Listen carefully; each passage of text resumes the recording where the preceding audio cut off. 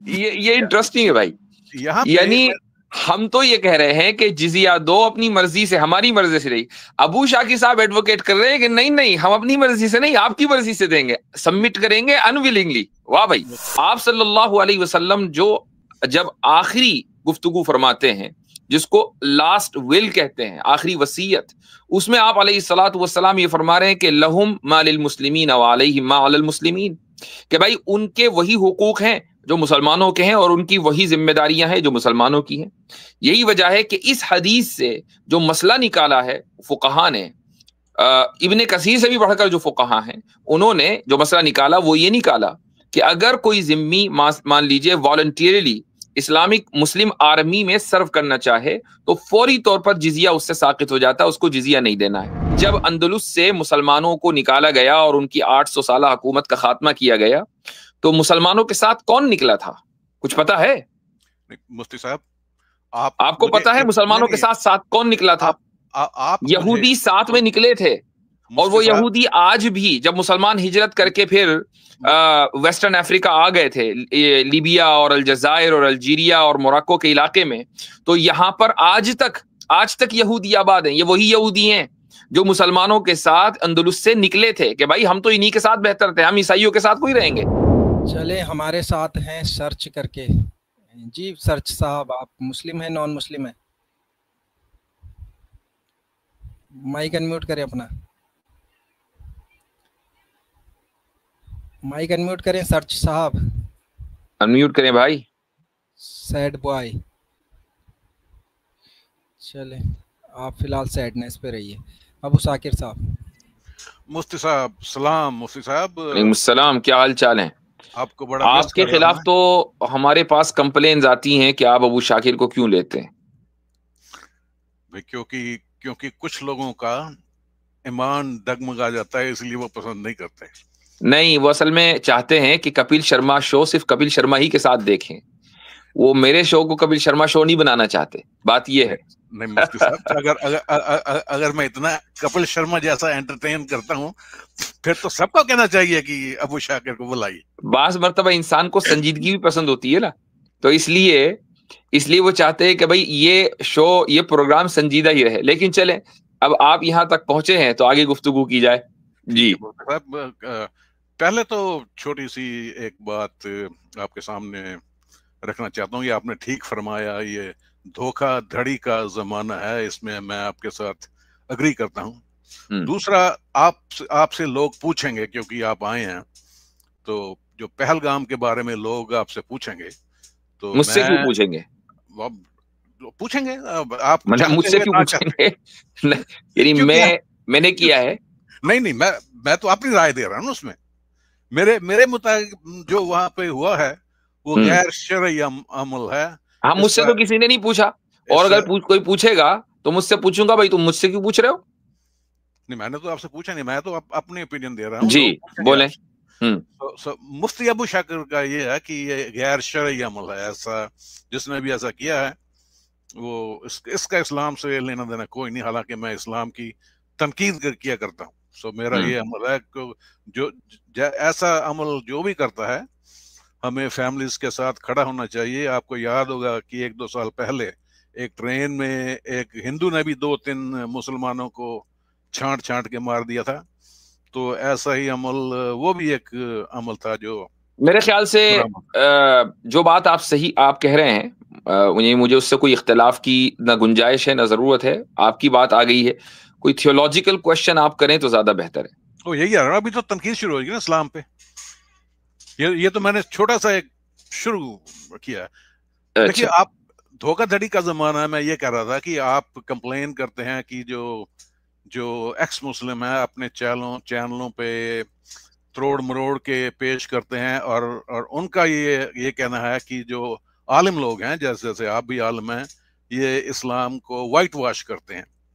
میں ان کے ساتھ اگری کرتا ہوں, اور اسی معاملے میں آپ کے سامنے ثبوت رکھنا چاہتا ہوں کہ جو عالم لوگ ہیں وہ اسلام کو وائٹ واش کرتے ہیں. اگر آپ اجازت دیں تو یعنی ابھی جو آپ نے کہا کہ جو واقعہ ہوا ہے کشمیر میں وہ شرعی اعتبار سے غلط ہے, یہ آپ نے دھوکے کی بنیاد پر کہا ہے یا واقعی حقیقتاً ایسا ہے؟ نہیں, یہ حقیقت ہے. ٹھیک ہے تو چلو اس کو تو آپ نے حقیقت مانا. اب آگے بولیں. جو میں کہہ رہا ہوں اس کا اس سے لینا دینا کوئی نہیں ہے. جی الگ چیز ہے. جی آپ سے یہ پوچھا, ایک نان مسلم نے سوال پوچھا تھا جزیہ کے بارے میں, اور آپ کا یہ کہنا تھا کہ آپ ٹیکس دیتے ہیں. تو اس نے کہا ہاں ٹیکس دیتے ہیں, اگر ٹیکس نہ دیں تو آپ جیل میں جائیں گے. تو اس نوعیت تک آپ نے بات کی. تو جو آگے کی بات ہے جو آپ نے نہیں کی وہ میں آپ کے سامنے رکھنا چاہتا ہوں. جی اس کے لیے میں آپ کو, اگر آپ حوالہ چیک کرنا کریں تو میں نے 1 منٹ کا مجھے وقت دیجیے گا, میں ابھی شروع کر کے. تو یہ جو جزیہ کا ذکر ہے وہ سورہ توبہ کی آیت نمبر 9 جی جی ہاں. تو یہ آیت بریفلی کہتی ہے کہ وہ لوگ جو اللہ اور اس کے رسول پہ ایمان نہیں لاتے ان سے جنگ کرو تاکہ وہ جب تک وہ یہاں تک کہ وہ جزیہ دیں while they are subjugated.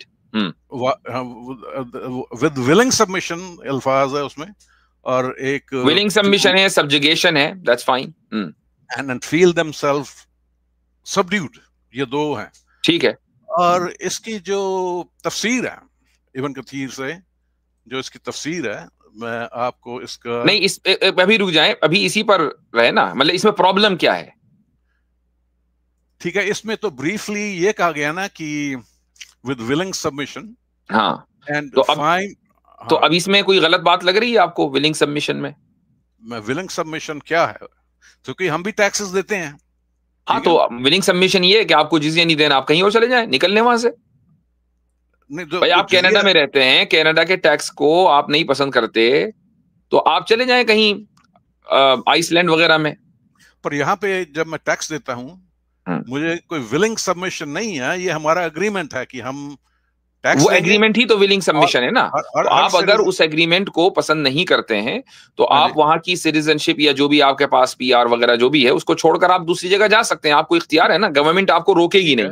ٹھیک ہے, یہ آپ کا ابن کثیر کیا کہتے ہیں with willing submission. قرآن کیا کہہ رہا ہے نا, پہلے تو یہ بات ہے, قرآن نے کیا کہا, قرآن نے یہی کہا نا, willing submission کا جو ایک معنی ذہن میں آتے ہیں وہ یہی آتے ہیں نا.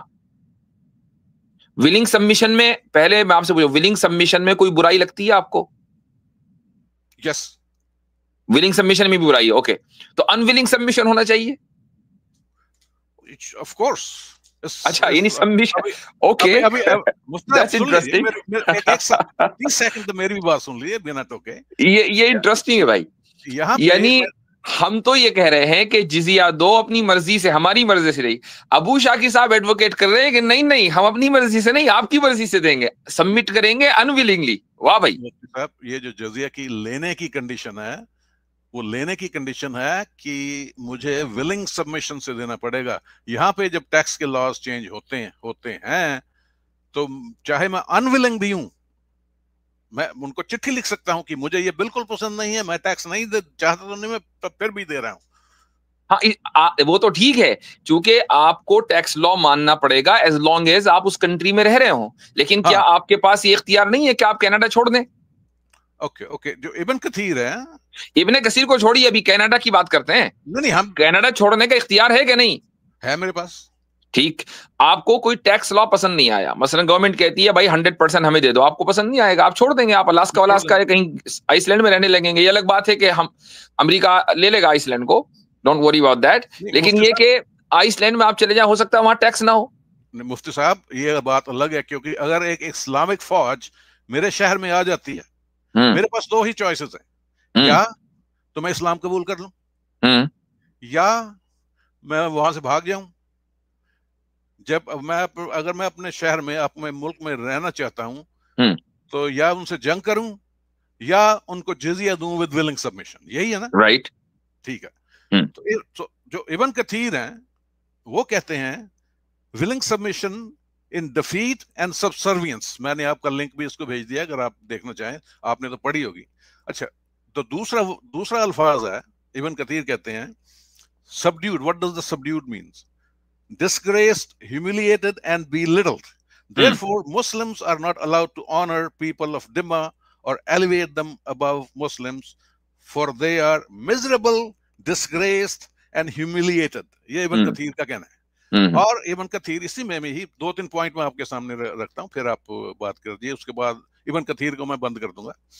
ابن کثیر کہتے ہیں کہ عبد الرحمن جو حضرت عمر کے ریپرزینٹیو تھے جب انہوں نے شام کو فتح کیا ہے، تو انہوں نے کہا ہے کہ انہوں نے یہ اگریمنٹ ان سے کیا ہے کہ جو ذمے والے لوگ ہیں وہ گھوڑے پہ کاٹھیوں پہ نہیں بیٹھ سکتے۔ ایک منٹ ذرا توحید صاحب، میرے پاس اصل میں لیپ ٹاپ آج بڑا گڑبڑ ہے، تو اگر آپ کے پاس کوئی لیپ ٹاپ وغیرہ ہے یا کوئی، تو مجھے وہ نکال سکتے ہیں ذرا حوالہ ابن کثیر کا، لیکن مجھے عربی میں چاہیے۔ آیت نمبر 9 ہے نا؟ کون سی آیت ہے؟ یہ 14 ہے؟ 29 کیونکہ 29 اور سورہ نمبر سورہ توبہ، انہوں نے 2-3 آیتوں کا حوالہ اور ساتھ میں حدیثوں کا حوالہ۔ اصل دیکھیں، میں ایک چیز بتا دوں آپ کو کہ بہت سی چیزیں، سن لیجیے، ہولڈ آن، میں اصولی طور پر آپ کو بتا دیتا نا، تو اتنا ٹائم ویسٹ کرنے کی ضرورت نہیں ہے، یہ ساری چیزیں ہمارے سامنے میرے بھائی، یہ سب چیزیں ہمارے سامنے۔ جب ہم اسلامک لا بناتے ہیں تو اسلامک لا بنتا ہے قرآن اور سنت کی روشنی میں، کہ حدیث میں یہ لکھا ہے، سنت میں لکھا ہے اور قرآن میں یہ لکھا ہے۔ بعض مرتبہ کیا ہوتا ہے کہ بہت سے علماء جب کسی بات کو کرتے ہیں تو اپنے زمانے کی نفسیات کو سامنے رکھ کر وہ کوئی بات ذکر کرتے ہیں۔ اب ہر زمانے کی نفسیات الگ ہے۔ مثال کے طور پر میں تھوڑی دیر کے لیے آپ کو ایک سینیریو دیتا ہوں، یہ ہائپوتھیٹیکل سینیریو ہے۔ امیجن کریں کہ، اور یہ سینیریو اس لیے کہ موجودہ دور میں ایسا ہی چل رہا ہے، امیجن کریں کہ انڈیا مثلاً پاکستان پر ٹیک اوور کر لے یا اس کا الٹا ہو جائے، واٹ ایور، ٹھیک ہے، یہ ہائپوتھیٹیکلی بات کر رہا ہوں میں مثال کے طور پر۔ اب وہاں کی عوام کو، یعنی ایک ملک دوسرے ملک کی عوام کو سبجوگیٹ کرے گا، اور جو وننگ پارٹی ہے، ظاہر سی بات ہے کہ وہ لوزرز کے تعلق سے ان کے ذہن میں یہی خیالات آئے گا کہ بھائی ان کو تو ہیوملیٹ کرنا ہے، چونکہ یہ ہمارے خلاف چلے تھے، ہمیں نیچا دکھانے کے لیے، اگر ان کو موقع ملتا تو ہمیں نیچا دکھا دیتے۔ یہ جو ایک معاشرے کی سائیکی ہوتی ہے، یہ ایک نیچرل سائیکی ہے، یہ اس کا تعلق اسلام، مسلمان، کرسچن، یہودی نہیں، ہر ایک آدمی کے ساتھ ہے۔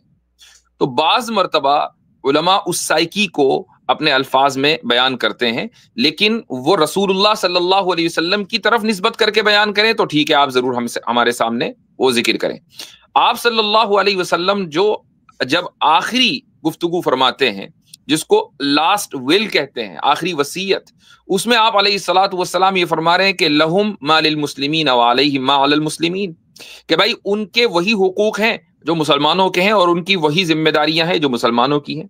یہی وجہ ہے کہ اس حدیث سے جو مسئلہ نکالا ہے فقہا نے، ابن کثیر سے بھی بڑھ کر جو فقہا ہیں، انہوں نے جو مسئلہ نکالا وہ یہ نکالا کہ اگر کوئی ذمی مان لیجئے والنٹیرلی اسلامک مسلم آرمی میں سرو کرنا چاہے تو فوری طور پر جزیہ اس سے ساقط ہو جاتا ہے، اس کو جزیہ نہیں دینا ہے۔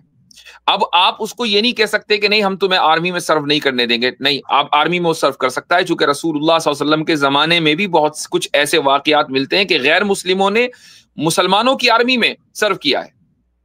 تو یہ اصل فقہی مسئلہ ہے۔ باقی جو ایک معاشرے کی سائیکی ہوتی ہے اس کے اندر بہت ساری چیزیں آ جاتی ہیں، لیکن اس کا تعلق اصل قانون سے نہیں ہوتا۔ آپ جو اعتراض کریں گے وہ قانون پر کریں گے، اس نے یہ کہا، اس نے یہ لکھ دیا، اس نے اپنے معاشرے میں ایسا ہو رہا تھا، اس نے اس کو بیان کر دیا، اس کے دفاع کے لیے ہم یہاں نہیں بیٹھے ہیں۔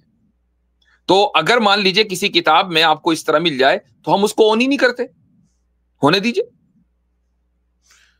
دیکھیے، آپ کو یہ بھی کہا گیا ہے کہ حضرت محمد نے کہ مجھے بھی فالو کرو اور میرے صحابہ کو فالو کرو، تو ابن کثیر صحابی نہیں ہے نا؟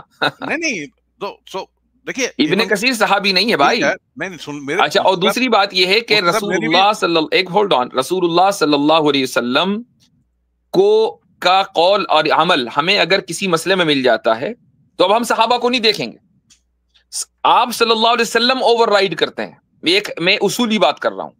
ہاں، آپ صلی اللہ علیہ وسلم کا ہمیں کوئی قول نہیں مل رہا ہے، کوئی عمل نہیں مل رہا ہے کسی معاملے میں، یا یہ کہ کانٹرڈکٹری مل رہا ہے کسی بھی وجہ سے کہ بھئی یہ کیا یا وہ کیا، پھر ہم صحابہ کے عمل کو دیکھیں گے بھئی اس میں انہوں نے کیا کیا، تو اگر انہوں نے کسی ایک پہلو کو لے لیا تو اس کا مطلب وہی بات صحیح ہے۔ تو اصل جو فقہ کس طریقے سے، اسلامک لا کیسے بنتا ہے، ہمیں دراصل اس کو دیکھنا چاہیے۔ ٹھیک ہے بھائی، دیکھیے چلیں دیکھیے نہیں ٹھیک نہیں ہے ٹھیک نہیں ہے یہی چیز. تو میں نے جو کہا اس میں غلط کیا ہے؟ نہیں جو اسلام میں جو جزیہ میں نے جو بات کہی اس میں کوئی غلط ہے؟ جب آپ نہیں یہی ہے نا کہ آپ جو ہے میں نے جو بات کہی ہے آپ اس کو غلط ثابت کریں کہ نہیں شریعت ایسا نہیں بنتی ہے، جو میں کہہ رہا ہوں ویسے بنتی ہے، آپ کریں ثابت اس کو. جو اسلامک شریعت ہے وہ اسپین میں بھی لاگو ہو چکی ہے. ڈیاز فرنانڈیز جو کہ اسپینش ہسٹورین ہے وہ ملکی شریعت کے مطابق اس نے لکھا ہے کہ ذمی کو کیا کرنا پڑتا تھا الانڈلس میں. آپ سمجھتے ہیں اور آپ کو کیا لگتا ہے کہ جب آپ کو کیا لگتا ہے کہ ہسٹری جو ہے وہ اتنا پیور سورس آف انفارمیشن ہوتی ہے کہ ایک ہسٹورین نے جو بھی لکھ دیا آپ اس کو مان لیں گے؟ حالانکہ مجھے نہیں پتا کہ آپ کون سی کتاب کا حوالہ دے رہے ہیں. I am not aware of that, لیکن I am at the same time aware کہ جب اندلس سے مسلمانوں کو نکالا گیا اور ان کی 800 سالہ حکومت کا خاتمہ کیا گیا تو مسلمانوں کے ساتھ کون نکلا تھا؟ کچھ پتا ہے مفتی صاحب؟ آپ کو پتا ہے مسلمانوں کے ساتھ کون نکلا تھا؟ یہودی ساتھ میں نکلے تھے. اور وہ یہودی آج بھی جب مسلمان ہجرت کر کے پھر ویسٹرن افریقہ آ گئے تھے، لیبیا اور الجزائر اور الجیریا اور موراکو کے علاقے میں، تو یہاں پر آج تک یہودی آباد ہیں. یہ وہی یہودی ہیں جو مسلمانوں کے ساتھ اندلس سے نکلے تھے کہ بھائی ہم تو انہی کے ساتھ بہتر تھے، ہم عیسائیوں کے ساتھ کوئی رہیں گے. مفتی صاحب یہ تو آپ کا موقف ہے، آپ کا موقف نہیں ہے. یہ آج بھی ان علاقوں کے اندر یہودی آباد ہیں جو اسرائیل کے فارمیشن کے بعد بڑی تعداد میں ہجرت کر کے اسرائیل چلے گئے. لیکن یہاں تک کہ ابھی چند سال پہلے 2-3 دہائیوں پہلے تک باقاعدہ موراکو نہیں ایک اور ٹیونیزیا میں یہودی ایم پی ہوا کرتے تھے پارلیمنٹ میں، ان کی ریپرزنٹیشن تھی. مفتی صاحب پہلے تو آپ کی یہ عادت ہے میں ایک سینٹنس بولتا ہوں آپ مجھے ٹوک کے 12 سینٹنس بولتے ہیں، پھر بھائی میرے پاس علم ہی اتنا ہے، اب کیا کروں؟ پھر آپ کے مقابلے میں میرے پاس علم ہے تو اب کیا کروں، وہ نکلتا رہتا ہے. تو پھر آپ بھی جو ہے وہ کیسر راجہ احمد کی طرح اپنے ابن کثیر کو بھی انڈر کے بس میں پھینک دیتے ہیں. ہمیں کم سے کم اتنا اختیار ہے، ہمیں معلوم ہے علم کی بنیاد پر کہ کون سی چیز لی جائے گی کون سی چیز نہیں. کتاب میں ہر چیز جو لکھی ہو وہ لے جانے والی نہیں ہے. ٹھیک ہے چلیں صحیح، بہت لمبی گفتگو ہو گئی اور بھی لوگ ہیں. شکریہ بہت بہت.